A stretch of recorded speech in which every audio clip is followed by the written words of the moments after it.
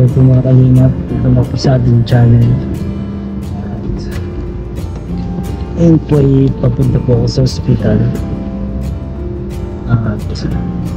Sinubid ko po si daddy sa ospital kanina kasi nananakit po ang tiyan. Yung malipit po sa sakit na susuka. Kaya po hindi inaasahan ko na pangyayari. Pabalik na po kami ng ospital. Na-confine po siya sa ospital guys. Bili lang po ang tubig. Hindi po ako ng prayers po sa inyo mga kalingap sa pabalik po yung dad. Sa ngayon po ay okay man na siya. Tumaas po yung kanyang blood pressure.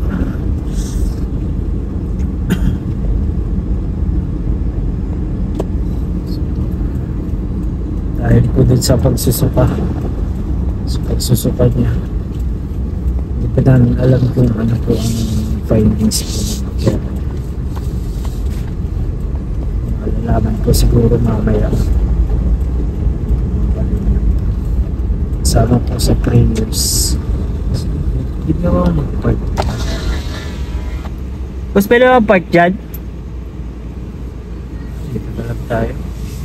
Ulit.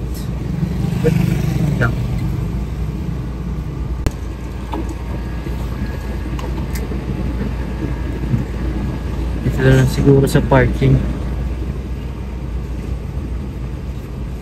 Emergency kasi yun. Dito na lang tayo sa parking.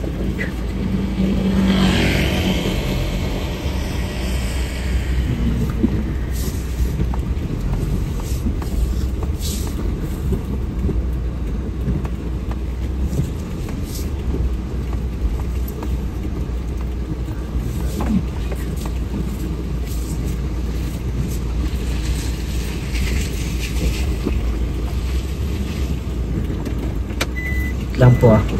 Ayan po. Na-admit tayo sa hospital. Ayan po, na-admit niya po si daddy.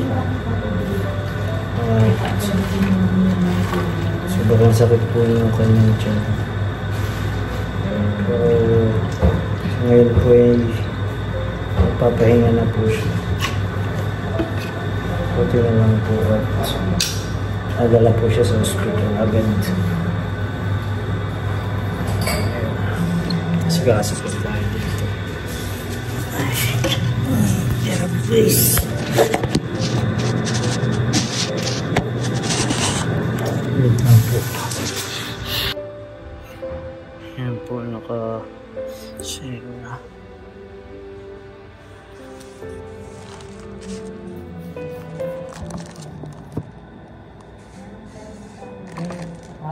Maihi siya niya. Maihi siya. Pag pwede na yan bukas na siguro. Ang sabi?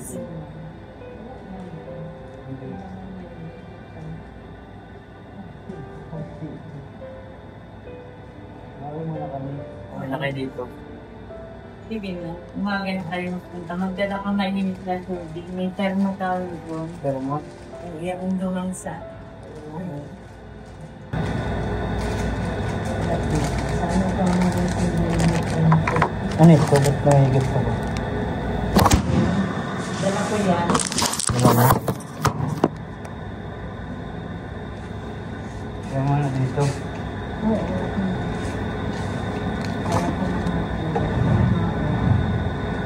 Tapos, anong mga dadal mo?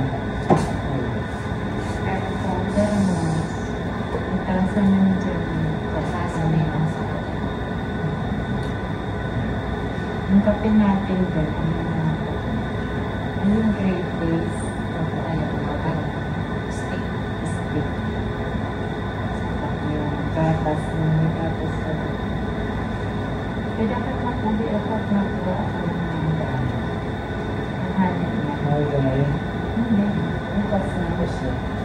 Sige. Wala kami. Oo. Ayun po mga kalingap, ang madaling araw. Okay naman na po, na-admit na. Daddy medyo hupa na rin po yung kanyang sakit nararamdaman, kaya pwede na lang po namin iwan. Nandun naman po si mami at mag-ano na lang po bukas, hatid lang ako bukas ng gamit. Grabe mga kalingap, kinabahan po ako sa sa nangyari kanina kasi first time po itong ako magsugod kay daddy sa ospital, kaya nakakakaba po. Sama na lang po mga kalingap sa prayers. Uwi muna po kami at tutulog. Okay naman na daw, maghihintay lang po kami bukas ng result kung ano po yung findings sa kanya. Salamat po mga kalingap, uwi muna po kami. So yun po mga kalingap, umaga na at pabalik po tayo sa ospital kahit kulang sa tulog, pero balik muna tayo ng ospital po. Salamat po sa mga nagpipray po para kay daddy. Tingnan po natin kung ano po yung mga test result na findings po para sa kanya. So ganyan po ako mga kalingap. At ayun, guys, dito tayo sa hospital. Bili lang tayo ng mask para makapasok tayo.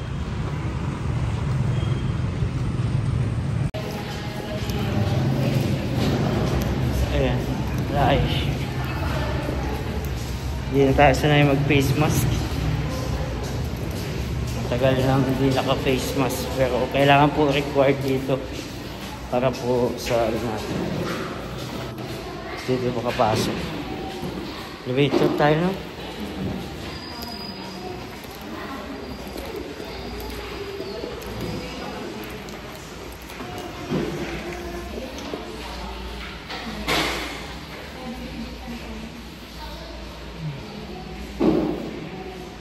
So tayo, miss.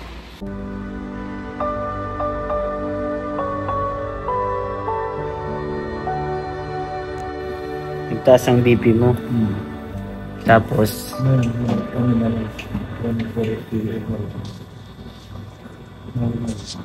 normal na.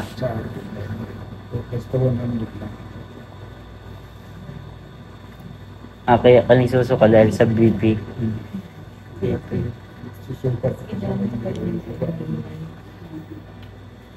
Mataas ang BP. Nilagyan ka nga ng yung pampataas daw ng BP. Ay, pampababa. Pag nilagyan na daw niyan, mataas na masyadong Nicardipine. Tapos yung maintenance ko, Pinalitan. 9 hours lang lagi. Kaya kagabi nagtaas yung video ko kasi tapos na si effect ko si Dami. Kasi tutulog na daw ako na. O daw, nung pagsakit ng tiyan mo? Yung yung constipation. Ngayon, masakit pa. Hindi na malambot na. Pero may hangin pa siya. At naipag-tipag pa rin doon.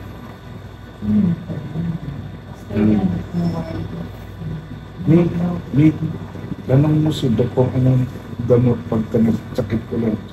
Wala kasing binigay ng una. Ganon din kasi yung nangyari. Pagpautot ko. Anong oras ulit mabalik si Doc? Tapos, bakit kaya? Sound, buntis ka. It's a boy. Ultrasound na lang, may. Malaki man talaga yung tiyan niya. Laki rin yan talaga. Baba na. Kakakain.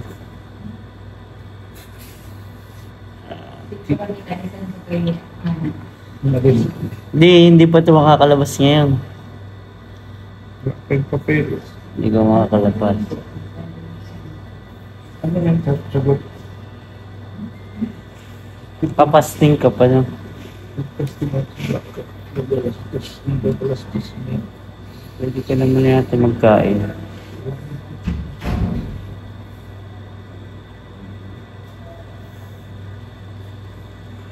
Magdala tayo ng pandesal. Pandesal.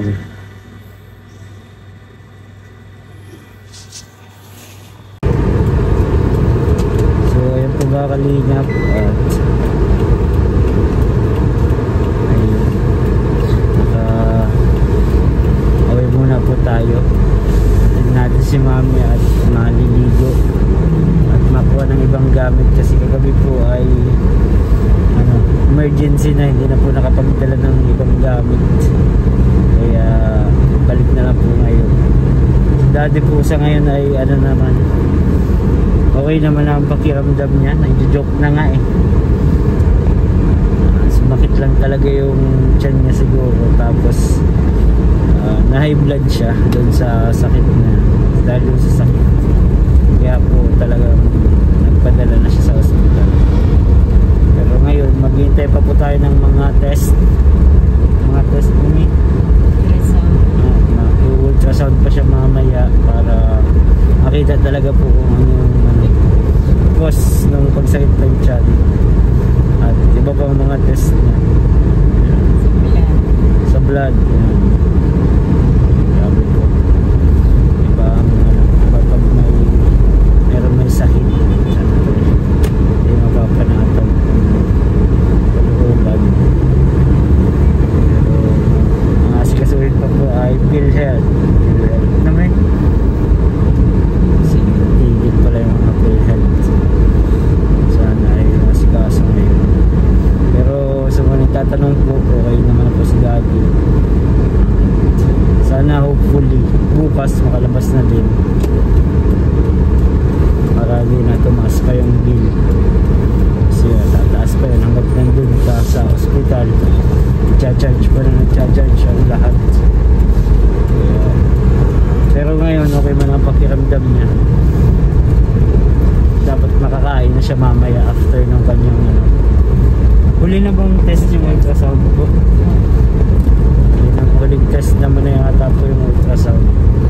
So makakakain na siya after na, kasi mamaya pa after lunch naka-schedule po siya naman. Salamat po mga kalingap, update ko na lang po kayo kung ano po ang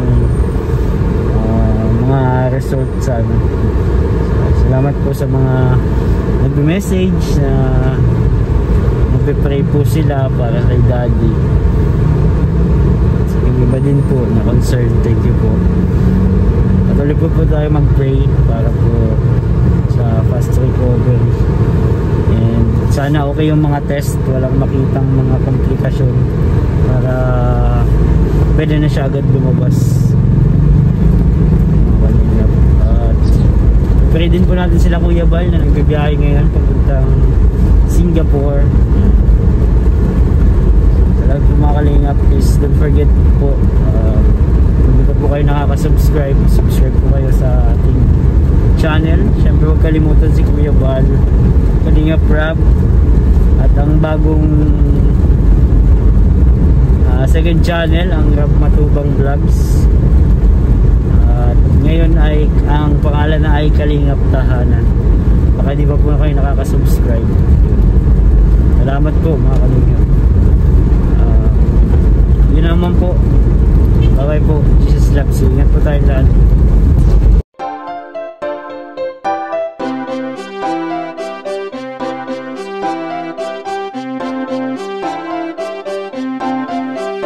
Pag-asa ay matatanaw at hindi ka maliligaw kay Kuya David Vlogs. Kuya David Vlogs, maliit pero malaki ang puso para sa kapwa, masiyahin at kaibigan nyo. Mga kalinga, laging nandyan, umaraw man o umulan, basta merong nangangailangan.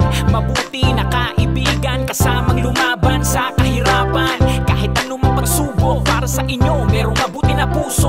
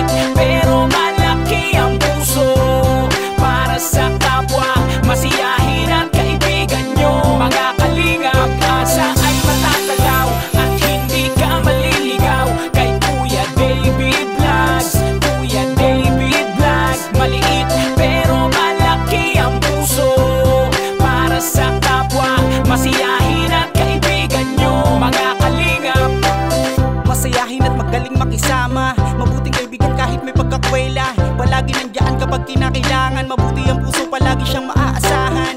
Talentado at mapagmahal sa tao, mga pangako niya hindi ito magbabago. Kahit ano mangyari, lagi lang siyang natatag. Cute, mabait, kaibigan din,